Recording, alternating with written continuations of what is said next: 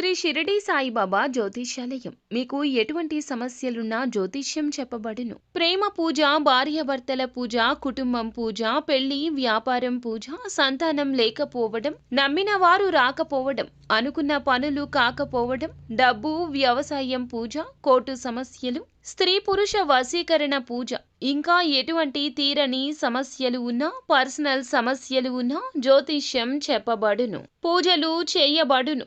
WhatsApp లేదా phone ద్వారా సంప్రదించండి. Phone number 9515466718. మీ యొక్క జీవితంలో ఖచ్చితంగా 600 ఇలాగే జరగబోతుంది. మీ తలరాత మార్చే ఒక వ్యక్తి ఈ రోజున మీ జీవితంలోకి వస్తాడు.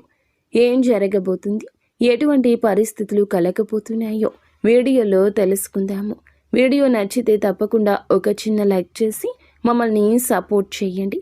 ఇక ఆలస్యం లేకుండా వీడియోలోకి వచ్చేద్దాము. మీరు ఏదైనా ఎక్కువగా మాట్లాడేందుకు, కలిసిపోయేందుకు, అందరి ఆకర్షణ కోసం ఇష్టపడతారు. ఏది చెప్పాలో ఏది చెప్పకూడదో ఆలోచించే సమయం ఉండదు. ఎవరైనా ఏదైనా మాట్లాడితే జూజాయిగా వీరు అనుకున్నది చెప్తూ నిజాలు, రహస్యాలు, గోప్యత పాటించకుండా చెప్పేస్తుంటారు. 10 మందిలో తిరుగుతూ కొత్త విషయాలు తెలుసుకుంటారు. ఈ యొక్క రాశివారు మౌనంగా ఉండేందుకు కూడా కొన్నిసార్లు ఇష్టపడతారు. ఈ రాశివారు కుటుంబ భద్రతకు కట్టుబడి ఉంటారు. సొంత ప్రయోజనాల కోసం స్వార్థంగా ఆలోచిస్తారు. కొన్నిసార్లు అవసరాలు తీర్చుకోవడానికి ఇతరులను అమితంగా విశ్వసిస్తారు. రాజులా జీవించడానికి ఇష్టపడతారు.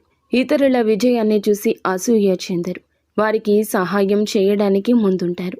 అయితే ఈ రోజున గ్రహాల సంచారంలో కొన్ని మార్పుల కారణంగా ఈ రాశి వారి జీవితంలోకి ఒక వ్యక్తి రాబోతున్నాడు. ఇక ఆ వ్యక్తి, వచ్చేటటువంటి వ్యక్తి ఏ రూపంలో అయినా వస్తారు, మీకు తెలియదు. కానీ వారి వల్ల ఈ యొక్క రాశి వారు అనేక లాభాలు పొందుకుంటారు. వారు ఇచ్చే సలహాలు, సూచనలు వీరికైతే అదృష్టాన్ని వీరి వెంట తేబోతున్నాయి, వీరి వెంట పడబోతుంది. ఈ ఒక్క విషయంలో మాత్రం మీరు జాగ్రత్తగా ఉండండి. ఈ యొక్క రాశి వారికి వృత్తి, ఉద్యోగం రీత్యా అజ్ఞాతవాసం తప్పదని అనిపిస్తుంది. కాబట్టి ఈ విషయంలో మీరు అర్హులని ఆశ్రయించడం మంచిది. ఇక ఈ రాశి వారు ఉద్యోగం, వ్యాపారం పరంగా ఆలోచించి ఆచితూచి నిర్ణయాలు తీసుకోవడం వల్ల మంచి సత్ఫలితాలు పొందుకుంటారు.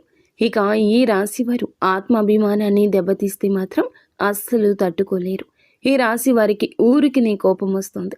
తమదే పై చేయిగా ఉండాలంటూ ఆశపడతారు. తమకంటూ ప్రత్యేక గుర్తింపు రావాలంటూ తాపత్రయపడతారు. ఏ పని అప్పగించినా సరే ఆ పనిని విజయవంతంగా, చాకచక్యంగా పూర్తి చేస్తారు. తెలివితేటలతో సజావుగా పూర్తి చేస్తారు. అనుకున్నది సాధిస్తారు.